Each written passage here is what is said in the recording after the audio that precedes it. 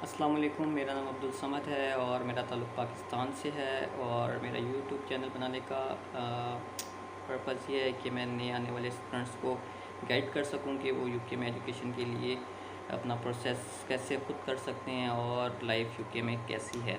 तो काफ़ी सारी वीडियोज़ आने वाली हैं इस चैनल पे। तो सबसे पहले मैं आपको अपनी प्रोफाइल बता दूं। मैंने जैसे बताया कि मेरा नाम अब्दुल समद है और मैं पाकिस्तान से ताल्लुक़ रखता हूँ। यूके में मैं इंटरनेशनल स्टूडेंट हूँ। यूनिवर्सिटी ऑफ हर्टफोर्डशायर में मैं मास्टर्स प्रोग्राम कर रहा हूँ डाटा साइंस में। तो चलें स्टार्ट करते हैं। आपको सबसे पहले कि किन डॉक्यूमेंट्स की ज़रूरत पड़ती है यूके आने के लिए और कितना आपका एक्सपेंस वगैरह हो जाता है, और इंग्लिश लैंग्वेज के लिए आपको कौन सा टेस्ट पास करना पड़ता है।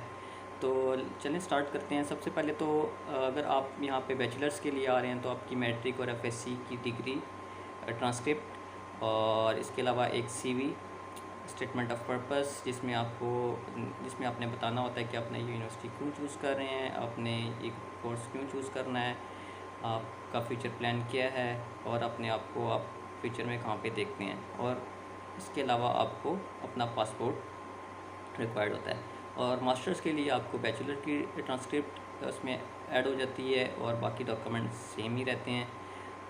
अब नेक्स्ट क्वेश्चन आता है कि काफ़ी स्टूडेंट्स पूछते हैं कि आइल्स करना ज़रूरी है या नहीं ज़रूरी। देखिए, आइल्स हो या कोई अल्टरनेट टेस्ट हो, आपको इंग्लिश लैंग्वेज प्रोफिशिएंसी शो करके यहाँ पे आना पड़ता है। इसके लिए काफ़ी ज़्यादा टेस्ट होते हैं, जैसे कि ऑक्सफोर्ड का टेस्ट है, ELT कहते हैं उसको, लैंग्वेज सेट है, ड्यूलिंगो है, आइल्स है, टॉफल है। यूनिवर्सिटीज़ के अपने भी टेस्ट होते हैं।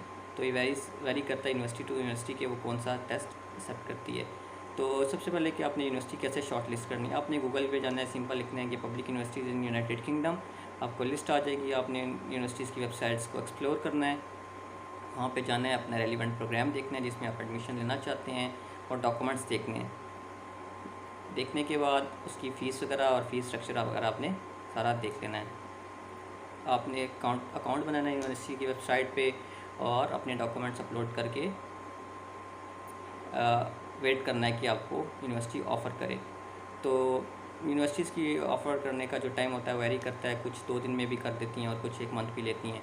तो जैसे ही आपको ऑफ़र लेटर आएगा वो या तो कंडीशनल होगा या अनकंडीशनल होगा। अगर कंडीशन होगा तो उसमें कोई ना कोई आपको कंडीशन उन्होंने बताई होगी, जैसे कि आप अपना लैंग्वेज टेस्ट अगर आपने नहीं किया हुआ था तो वो डॉक्यूमेंट अपलोड करते हैं। आपका स्टेटमेंट ऑफ पर्पस जो है वो थोड़ा सा चेंज करना पड़ेगा, वो आप न्यू लिख कर भेजें, या सीवी में आप कोई सीवी जो आपकी वो है उसको आप दोबारा से अपलोड करें। इस तरह की कोई कंडीशंस लिखी होती हैं वो आपने फुलफ़िल करनी है, तो आपको अनकंडीशनल ऑफर लेटर दे देते हैं। और इसमें आपको वो बताते हैं कि इनिशियल डिपॉजिट आपने कितना पे करना है यूनिवर्सिटी को। आपने यूनिवर्सिटी को वो पैसे पे कर देने हैं। डिपेंड करता है, अगर 3000 टू 5000 और इस की रेंज में इनिशियल डिपॉजिट्स होते हैं अगर देखा जाए तो। और जितना ज़्यादा आप पहले पे करके आएंगे उतना आपको इजी होगा जब आप यूके में यहाँ पे आ जाएंगे। तो उसके बाद आपने वो यूनिवर्सिटी को इनिशियल डिपॉजिट पे करके अपनी जो रिसिप्ट है वो उनको मेल कर दें। आपको वो क्रेडिबिलिटी इंटरव्यू के लिए शॉर्ट लिस्ट करेंगे। आपने क्रेडिबिलिटी इंटरव्यू देना है जिसमें वो क्वेश्चंस करते हैं, वीडियो कॉल होती है और पास के साथ ऑडियो कॉल पे भी वो ले लेते हैं। आपने उनको हमसे वो क्वेश्चन पूछते हैं, जेनरिक क्वेश्चन होते हैं कि यूके क्यों आना चाहते हैं, इसी यूनिवर्सिटी में क्यों आना है, बाकी कौन सी यूनिवर्सिटीज़ आपने देखी हैं, क्या कंपैरिजन हैं उनमें, और फ्यूचर प्लान आपका क्या है, कौन स्पॉन्सर कर रहा है आपको, कितनी फ़ी है, कितनी आपने पे कर दी है, कितनी रिमेनिंग रहती है। इस तरह के क्वेश्चन होते हैं। ये लिस्ट में आपको मेल कर दूँगा, आप मुझे अपनी क्वेरी लिख के जब मेल करेंगे तो इसके अलावा आपने इंटरव्यू पास किया तो आपको वो कैश लेटर इशू कर देते हैं। कैश होता है basically confirmation of acceptance of studies. वो कैश लेटर और कुछ डॉक्यूमेंट्स और होते हैं वो आपको रिक्वायर्ड होते हैं वीज़ा के लिए। अब चलते हैं वीज़ा प्रोसेस की तरफ। वीज़ा प्रोसेस में ये होता है कि आपको सबसे पहले सॉरी मैं एक चीज़ बताना भूल गया कि आपको कैश लेटर लेने के लिए अपना पासपोर्ट और 28 डेज़ की बैंक स्टेटमेंट भी यूनिवर्सिटी को शो करनी पड़ती है। अब क्वेश्चन आता है कि बैंक स्टेटमेंट कितनी होनी चाहिए। बैंक स्टेटमेंट देखें होती है जो आपकी रिमेनिंग फ़ी रह गई होती है जो अपनी यूनिवर्सिटी को देनी होती है, प्लस 9 मंथ्स का लिविंग एक्सपेंस जो कि होम ऑफिस के मुताबिक अगर आपकी यूनिवर्सिटी लंदन बेस्ड है तो 1334 पाउंड्स पर मंथ के हिसाब से आपके पास 9 मंथ का एक्सपेंस होना चाहिए। अगर आउटसाइड लंदन है तो आपके 1023 पाउंड्स पर मंथ होने चाहिए फॉर दी 9 मंथ्स, और प्लस आपका रिमेनिंग फ़ी। ये आपकी बैंक स्टेटमेंट बनती है और इसकी ड्यूरेशन मिनिमम 28 डेज़ होती है। फिर आप चलते हैं वीज़ा प्रोसेस के लिए। वीज़ा प्रोसेस के लिए आप VFS की वेबसाइट पे जाएंगे, वहाँ पे जाके आप फॉर्म फिल करना स्टार्ट करेंगे और उसमें अपनी डिटेल्स वगैरह ऐड अप करेंगे। फिर नेक्स्ट फेज़ पे वो आपसे कहेगा कि आप इंश्योरेंस पे करें। IHS की वेबसाइट का लिंक देंगे, वहाँ को उसको आप क्लिक करेंगे तो आपको रिडायरेक्ट कर देगा। क्वेश्चन ये आता है कि कितनी इंश्योरेंस फ़ी होती है। ये इंश्योरेंस फ़ी होती है £470 पर मंथ होती है, पर ईयर होती है, सॉरी, £470 पर ईयर होती है। और आप ये कैलकुलेट भी कर सकते हैं होम ऑफिस की वेबसाइट पे जाकर अपने कोर्स ड्यूरेशन के हिसाब से। और ये टोटल आपको देनी पड़ती है at the time of visa filing for the whole degree programme.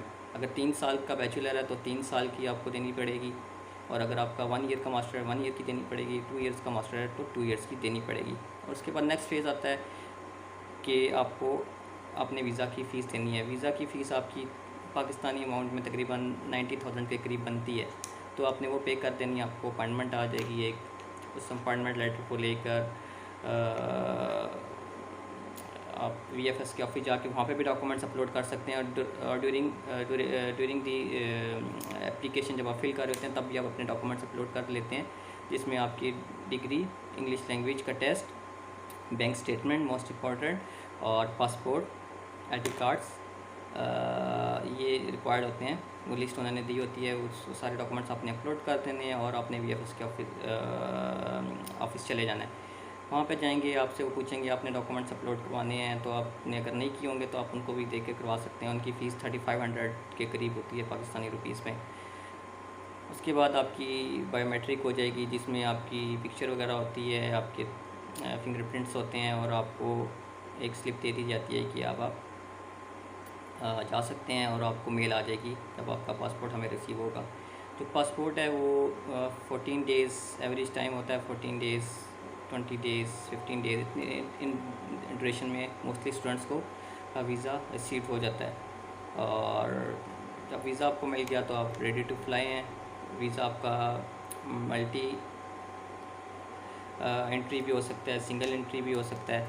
तो वीज़ा की ड्यूरेशन जो होती है वो 3 मंथ्स होती है, बाज़ औक़ात 2 मंथ्स होती है, लेकिन मिनिमम 3 मंथ्स होती है। परेशान ना हो, 3 मंथ्स का वीज़ा नहीं होता। जब आप UK पहुंच जाते हैं तो आप अपना BRP कार्ड रिसीव करते हैं, जो बायोमेट्रिक रेजिडेंस परमिट होता है। वो आपके कोर्स ड्यूरेशन के मुताबिक होता है, जितना आपका कोर्स ड्यूरेशन होता है उतना ही आपको BRP कार्ड इशू किया जाता है। और BRP कार्ड आपको कहाँ से मिलेगा, या eight the time of visa application आप उनको बताएंगे कि अगर आपने यूनिवर्सिटी से रिसीव करना है तो आपको यूनिवर्सिटी में डिलीवर हो जाएगा, और अगर आपने यूनिवर्सिटी में नहीं करना तो आप जिस सिटी में जा रहे हैं उसके पोस्ट ऑफिस में भी आपको मिल जाता है। तो जब आपको वीज़ा मिलेगा, पासपोर्ट मिलेगा, उसके साथ एक फॉर्म मिलेगा, एक डॉक्यूमेंट मिलेगा जिसमें आप लिखा होगा कि आपको BRP कार्ड कहाँ से रिसीव होगा। तो नेक्स्ट वीडियो इंशाल्लाह मैं बनाऊँगा, उसमें आपको बताऊँगा कि BRP कार्ड कैसे रिसीव करना है, और नेक्स्ट आपको UK पहुँचने के बाद सबसे पहले क्या करना चाहिए। तब तक के लिए अल्लाह हाफिज़, अपना बहुत सारा ख्याल रखें।